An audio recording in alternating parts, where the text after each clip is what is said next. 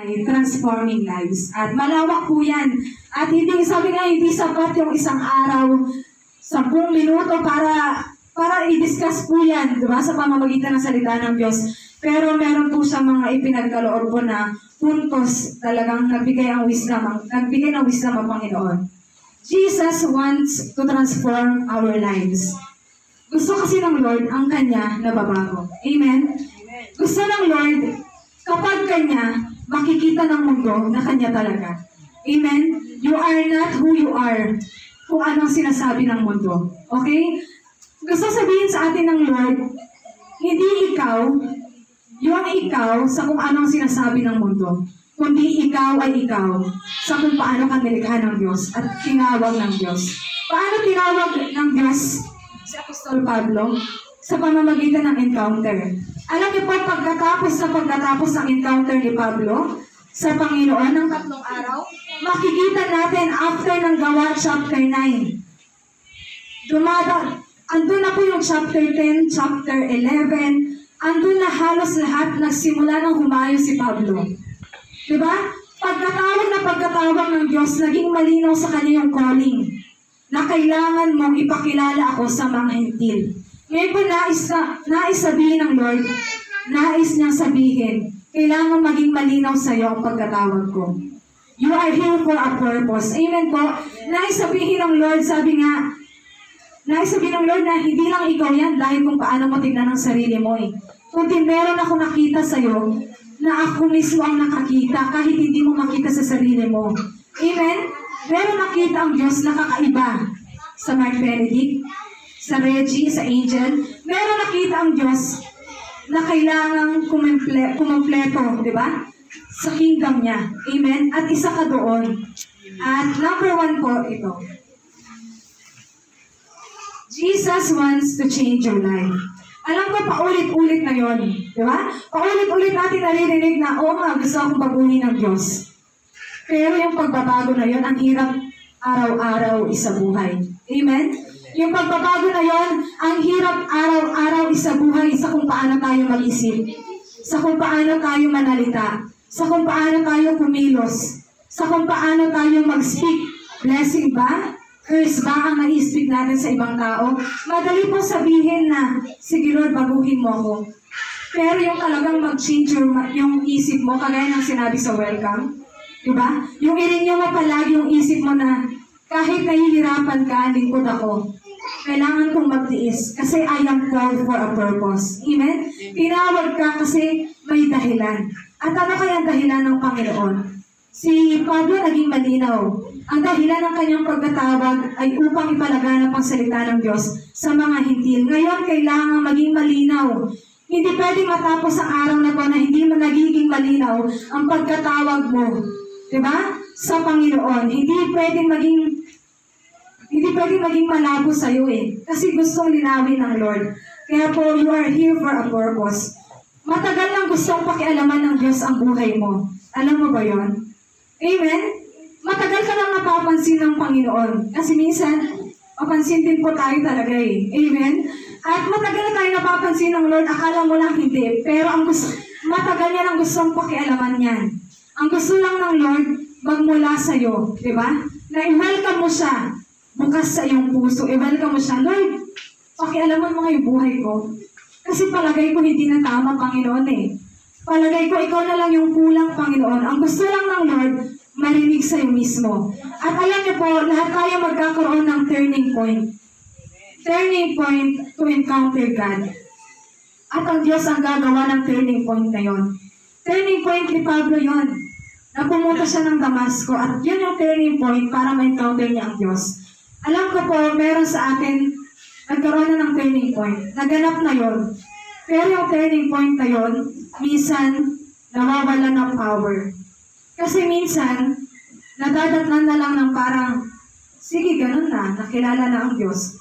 Pero nawawala na yung patuloy na pagmamahal doon sa pagkatawag sa atin.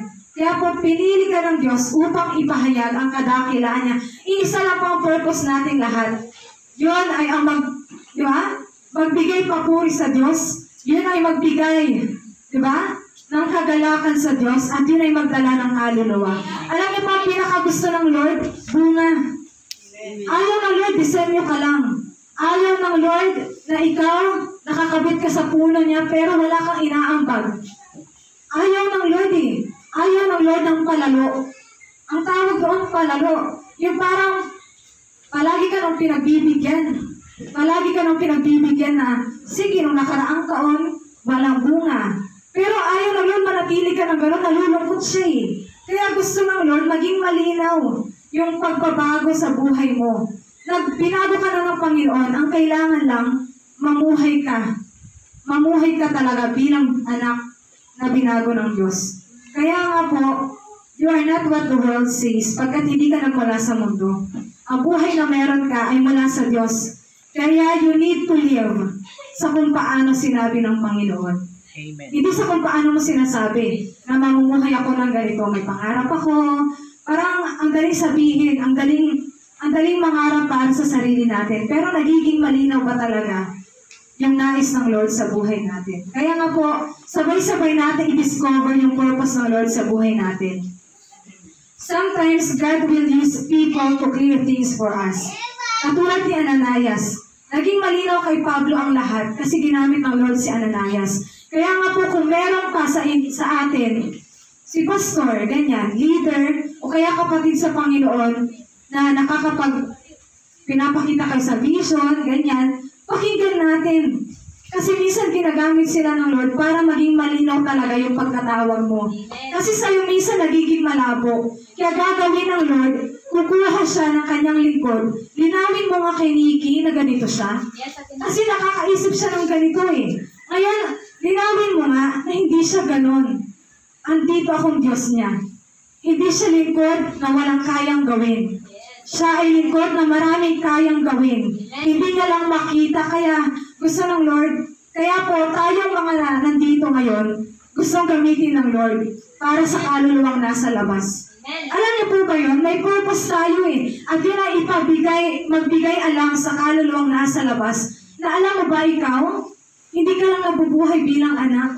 Hindi ka lang nabubuhay bilang estudyante, tatay, nanay. Nabubuhay ka din para sa Panginoon. Amen. Diba? Higit sa lahat, dapat nga makita mo na ang buhay mo ay para sa Diyos eh.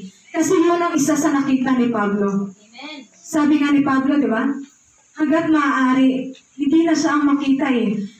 Puspusan niyang ginagawa ang lahat para sa Panginoon na halos kahit makulong, sige, lahat na sinabi niya eh, lahat ng karanasan. Diba? Halos mausig si Pablo. Pero naging malinaw kasi ang pagkatawag. Kaya kahit anong pagtitiis, pinagtitiisan niya. Kaya po number 2, Jesus called you for a great mission. Ngayon po kung nagiging malabo sa atin yung great mission, nais mong linawin ng Lord. Yung great mission na yun, ano po yun? Go and make disciples of all nations. Kung gusto pa natin mapabilis sa pagdating ng Panginoon, sabi ng Lord, abutin niyo na lahat ng kaluluwa. Kasi hanggat hindi naaabot ng salita ko ang buong mundo, ang lahat ng tao, hindi pa ako darating.